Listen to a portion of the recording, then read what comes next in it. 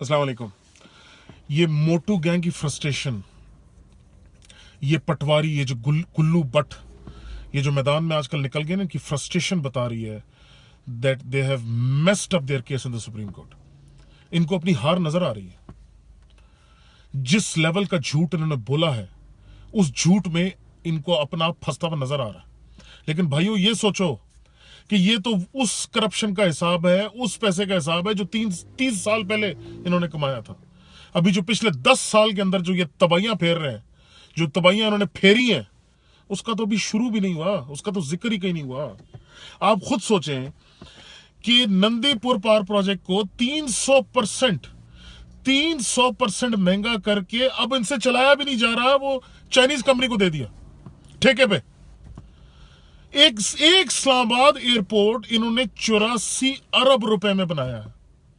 आप इनकी करप्शन का लेवल सिर्फ इस चीज के कंपैरिजन से देख लें कि एक Shaukat Khanum with all the infrastructure, तमाम बिल्डिंग्स, मशीनरी, इक्विपमेंट, सबके साथ 4 अरब रुपए में बनता है। और ये एक एयरपोर्ट 84 अरब रुपए में तैयार कर रहे हैं। फिर इन पे लानते भेजो तो लोग नाराज होते हैं। अरे भाइयों, ये एहसास नहीं हो रहा क्या कि ये पैसा मेरा और आपका है? ये किसका पैसा है? ये मेरा और आपका पैसा है भाइयों। अगर ये इन चीजों पे जाया ना हो, अगर करप्शन की नजर ना हो, तो ये मेरे और आपकी बेहतरी के लिए इस्तेमाल होगा ना। एक अस्पताल को मशीनरी देने के लिए इनके पास पैसे नहीं है, गरीब को मुफ्त दवा देने के लिए इनके पास पैसे नहीं है, गरीब के बच्चे को तालीम देने के लिए इनके पास पैसे नहीं है।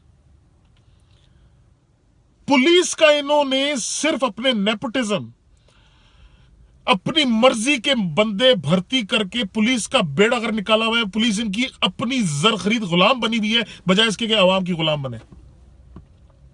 ये हमें नजर नहीं आ रहा।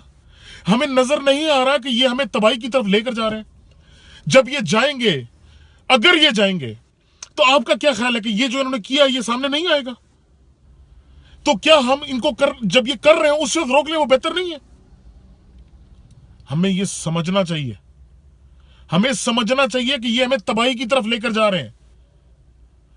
ये जो कहते हैं ना कि हम ये कर देंगे और रिएक्शन आएगा, पब्लिक रिएक्शन, वो रिएक्शन जब मुशर्रफ ने इनको हटाया था ना, तो अवाम तो क्या निकलनी थी, मिठाई की दुकानों पे मिठाई खत्म हो गई थी। तो होना इस दफा भी कुछ नहीं है। इनकी गीदड़ भभकियों से मत घबराएं। इनका एहतिसाब करें, इस मुल्क की बका सिर्फ और सिर्फ उसी में है।